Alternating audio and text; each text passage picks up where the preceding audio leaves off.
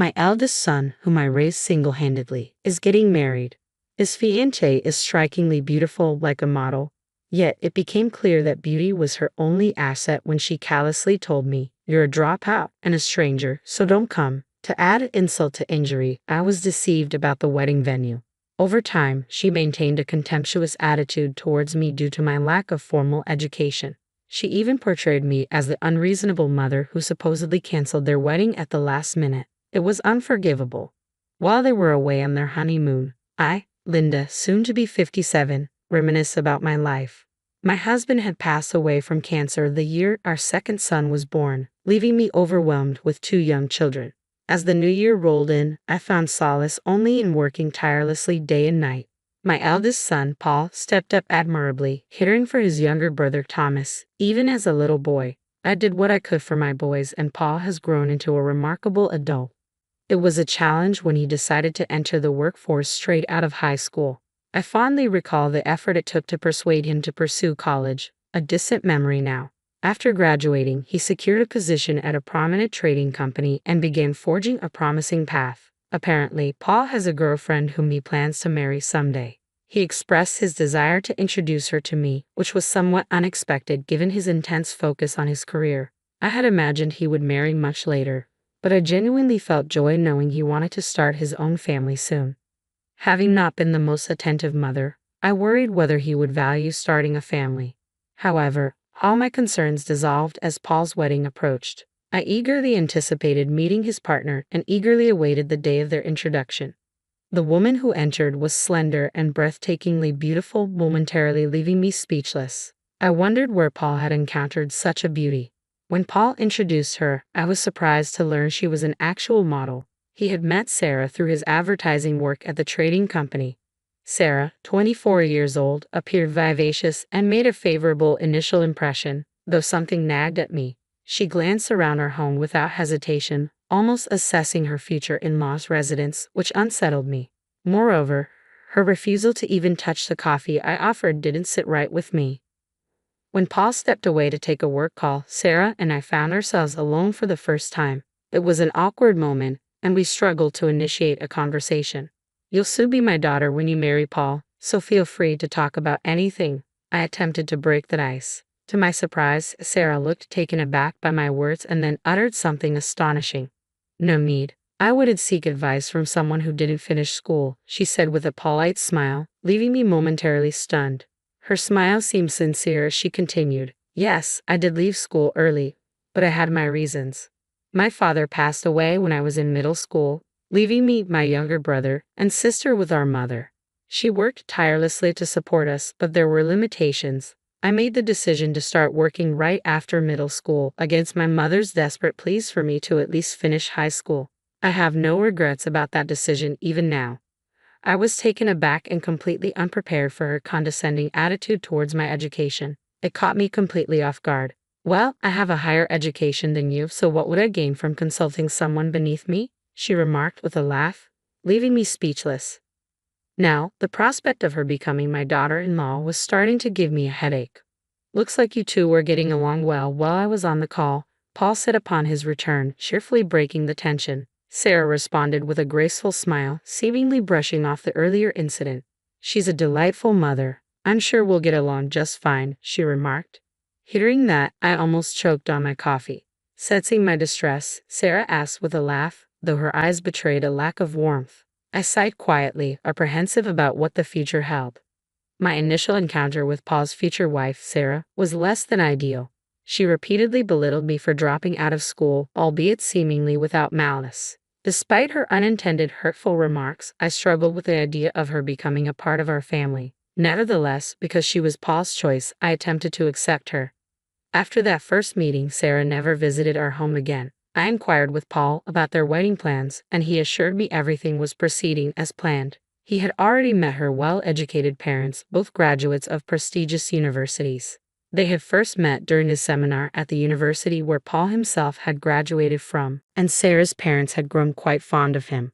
When I asked Paul about arranging a meeting between both families, he awkwardly replied, "I'm good for now," leaving me puzzled about what he meant. It appeared that the wedding plans were well underway. Paul, occupied with his job, had delegated all arrangements to Sarah. Since Paul seems satisfied, I find it difficult to intervene. At least he's handled meeting her parents with proper etiquette. Despite my reservations, I've chosen to observe quietly. More than 6 months after our initial meeting, Sarah reached out to discuss the wedding. Invitations had already been dispatched to various guests. They'd chosen a luxurious hotel venue, indicating a substantial gathering of over 100 guests. It's shaping up to be quite a lavish affair, a rarity these days. It sounds like you're planning quite a grand wedding, I remarked. Yes, my father owns a company, so through various connections, the guest list expanded, she explained. As I listened to Sarah, I started to have concerns about the planning on the groom's side. Paul has left everything to Sarah. I'm worried if they've considered the seating arrangements. I know Paul has left everything to you, but could you let me know who's coming from his side? I wouldn't want to be rude by not recognizing someone, I asked. Sarah responded with a hint of irritation. Sure, she said curtly. Everything's perfectly arranged, so there's no need to worry, she added, her tone coming across as somewhat condescending. I felt a surge of irritation, but I held back from raising my voice to a younger woman. The wedding was just a month away, and I emphasized the importance of having the date and time confirmed repeatedly. I asked Sarah for an invitation, but she explained they were only printing the necessary minimum. She didn't send one. We're trying to keep costs down, she said, leaving me unable to press further. I made sure to mark the date on my calendar so as not to forget. Paul had moved to a new house the previous week. The move seemed sudden, and I was left bewildered as I watched the movers take away his belongings. Paul, apparently unaware of the exact moving day, returned that evening to find his things gone. He chuckled it off, attributing it to Sarah's planning, and headed to his new home. I realized I didn't even know his new address. I assumed he would reach out to me, but so far, I haven't heard anything. On the wedding day, I dressed up and made my way to the hotel. Despite the celebratory atmosphere, I had some unresolved feelings toward Sarah.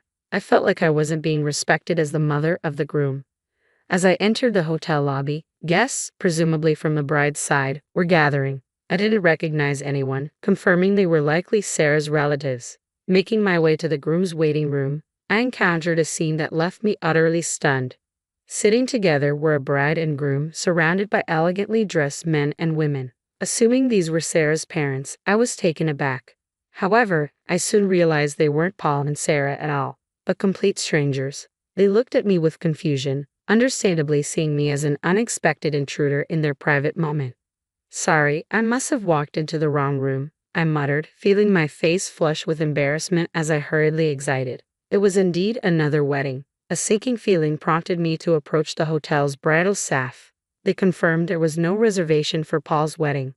Sarah had deceived me about the date and time, though I was certain today was supposed to be the wedding day. Regrettably, I have failed to confirm the location with Paul in time. Somewhere at this moment, Paul and Sarah were surely having their wedding. It dawned on me that Sarah had orchestrated this to ensure I wouldn't attend. I quickly dialed Sarah's number. She picked up immediately. What is the meaning of this? I demanded, my voice tinged with frustration.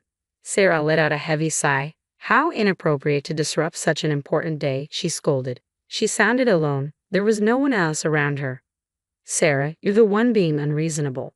Why would you lie? I began, but she cut me off sharply. People who didn't finish school are strangers here, so leave, she declared coldly. Her words hit me like a blow. I seethed, thinking about the lengths she had gone to humiliate me.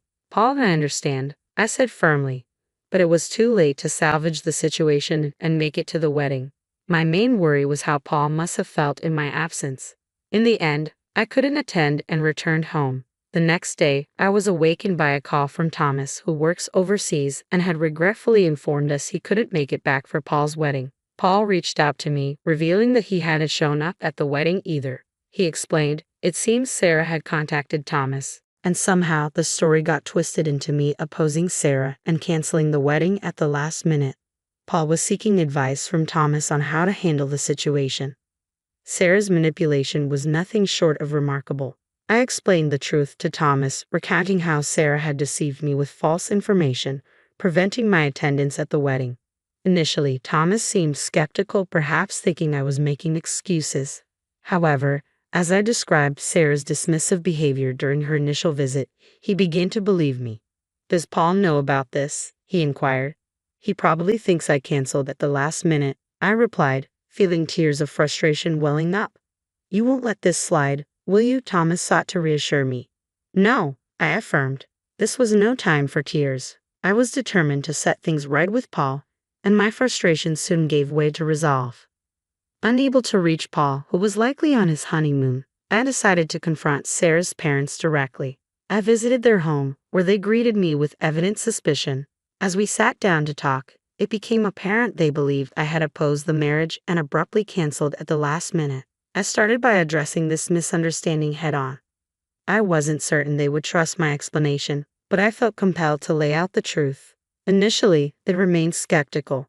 However, as a last resort, I revealed my trump card, a recorded conversation with Sarah. It felt drastic, but I had no other choice. With a deep breath, I retrieved my phone and played the recorded conversation. The harsh words Sarah spoke echoed through the phone. I understand why you'd want to support Sarah. I'm a mother too, but please understand how painful it is to be excluded from my own son's wedding, I pleaded. Sarah's parents bowed their heads in silence, offering no apology. It dawned on me then. They had molded Sarah into the person she was, including her disdain for my lack of formal education. In that tense silence, I slid my business card across the table. Sarah's father's eyes widened as he examined it, then looked back at me. I'll do whatever it takes, I vowed. Paul returned a week later from his honeymoon, during which I hadn't heard from him. I feared Sarah might have influenced him, but it turned out to be an unnecessary worry. As I heard the front door open, I stepped out of the living room to find Paul walking in. Upon seeing me, he hurried over to apologize. Mom, I'm sorry I didn't realize what was happening. Soon after the newlyweds returned from their honeymoon to their new home, Sarah's parents paid them a visit. Without time to settle in, Sarah found herself confronted by her father, Joseph. What's going on? Paul, caught off guard, was stunned as Joseph burst in, shouting at Sarah. Sarah hesitated briefly under her father's anger, but her resolve quickly kicked in, leading to a heated exchange between father and daughter. Your actions are tarnishing our reputation, he thundered, tossing my business card at Sarah. She picked it up, her face draining of color as she read my title. Unknown to Sarah, I held the position of president at one of her father's crucial business clients. Despite leaving school early, I worked diligently and earned respect, rising to this prestigious role. Additionally, her father's company acted as a subcontractor for mine. Just 3 days earlier, I had terminated all contracts with his small parts distribution business, which relied heavily on our company for over 80% of its orders. It was understandable that he was upset. You need to apologize to Linda immediately, he insisted. Sarah hesitated, clearly confused. I don't see why I should apologize to someone like her, she retorted stubbornly. It was then that Paul began to grasp the truth. Reflecting on Sarah's behavior, he started to notice several inconsistencies. He apologized to me for believing Sarah's fabricated story about my absence on the wedding day. Mom, I forgot. I should never have doubted you. I'm truly sorry. It's all right, as long as you understand.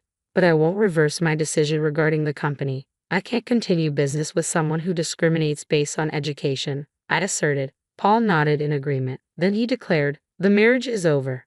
The scandalous news of a divorce right after their honeymoon spread rapidly. Paul apologized to the guests and reimbursed the gifts from his side at his own expense.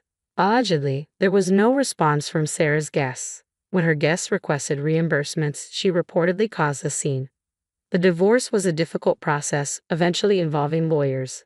The recorded evidence I provided played a crucial role in the proceedings. Paul joked that divorcing was harder than getting married and mentioned that Sarah's father's company was now facing bankruptcy, despite attempting to return to modeling. Sarah found her reputation too tarnished for any agency to hire her. Recently, she's been spotted intoxicated, still harboring resentment towards me. The dropout old lady. There's been no sign of remorse from her. Perhaps further setbacks might prompt some introspection. Back at home, Hall suggested renovating our old house. It seems he's in no rush to remarry. I'll focus on my career, just like you, Mom, he said, bringing me joy. I felt reassured that I have fulfilled both parental roles effectively. Just be more cautious in your choice of partner next time, was my only advice. Paul nodded, looking somewhat sheepish.